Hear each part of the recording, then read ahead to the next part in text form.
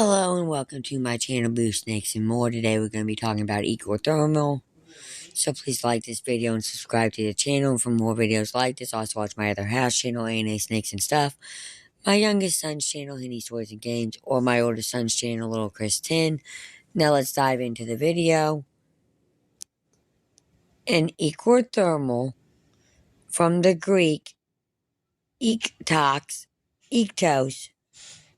outside, and obopikic thermos, heat, more commonly referred to as a cold-blooded animal, is an animal in which internal psychological sources of heat, such as blood, are relatively small or of quite negotiable importance in controlling body temperature.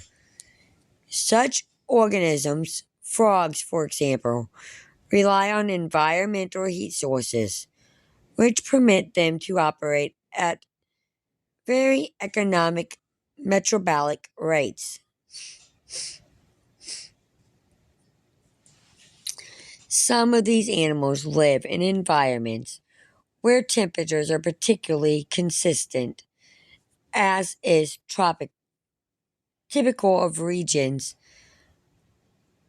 of the Atlantic Ocean, and hence can be regarded as homothermic.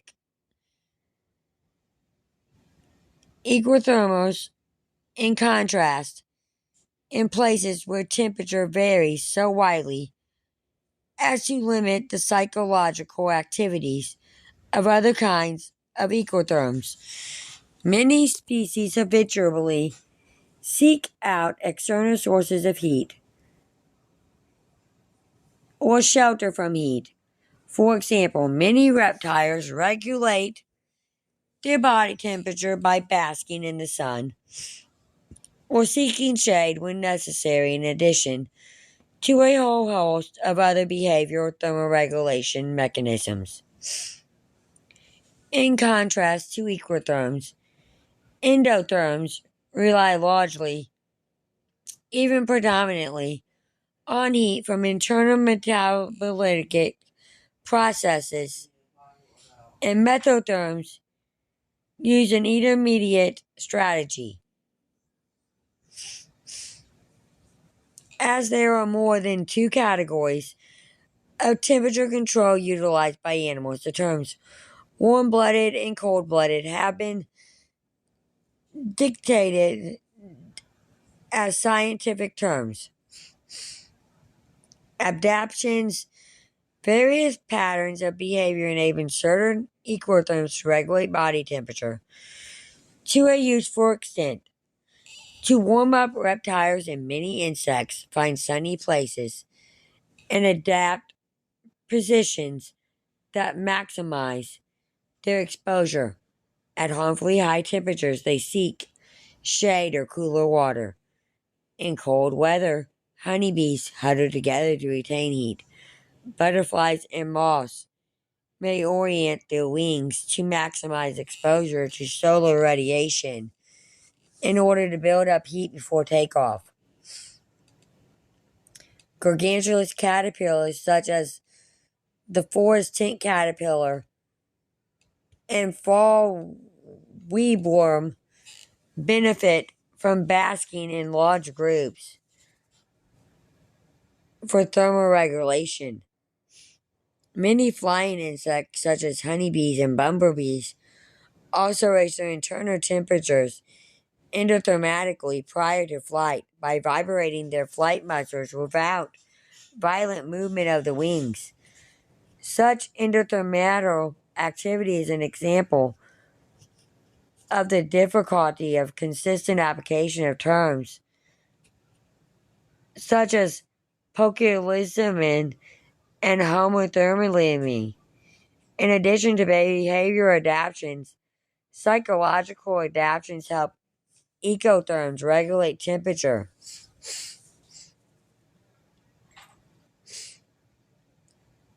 Diving reptiles conserve heat by heat exchange mechanisms, whereby cold blood from the skin picks up heat from blood moving outward from the body, core reusing and thereby conserving some of the heat that otherwise would have been wasted.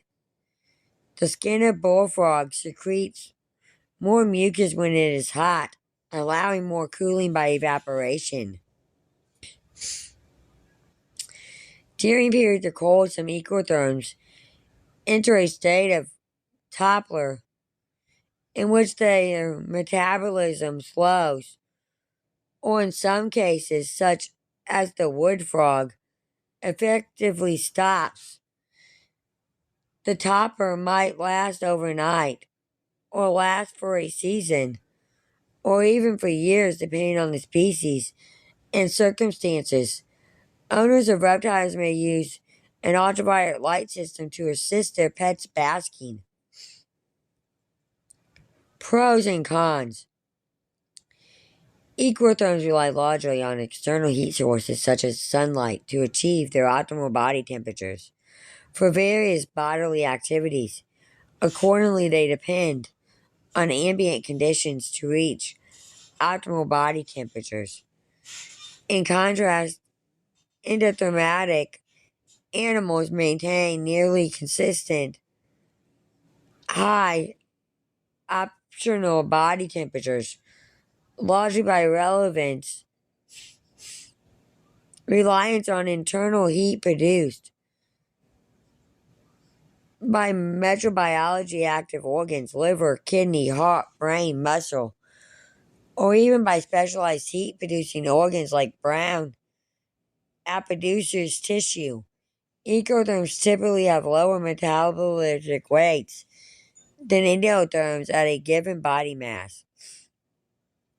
As a consequence, endotherms generally rely on higher food consumption and commonly on food of higher energy content.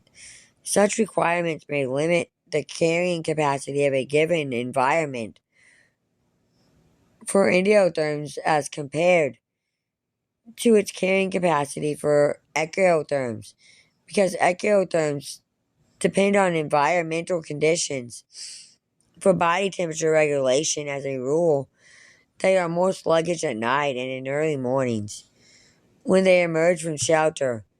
Many diurnal ectotherms need to heat up in the early sunlight before they can begin their daily activities. In cooler weather, the foraging activity of such species is therefore restricted to the daytime. In most vertebrate ectotherms, and in cold climates, most cannot survive at all. In lizards, for instance, most nocturnal species are geckos, specializing in sit and wait foraging strategies. Such strategies do not require as much energy as active foraging and do not require hunting activity of the same intensity. From another point of view, sit and wait predation may require very long periods of unproductive waiting. Endotherms cannot, in general, afford such long periods without food, but suitably adapted ectotherms can wait without expending much energy.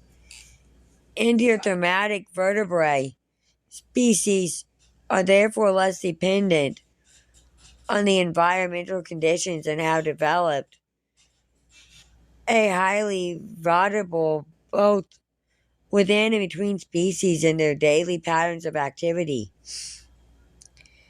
In ectotherms, fluctuating ambient temperatures may affect the body temperature. Such variation in body temperature is called poikilothermism, though the concept is not widely satisfactory and the use of the term is declining. In small aquatic creatures, such as rotifera, poikilothermism is particularly absolute. But other creatures like crabs have wider psychological options at their disposal and they can move to preferred temperatures, avoid ambient temperature changes, or moderate their effects. Ectotherms can also display the features of homothermy, especially within aquatic organisms.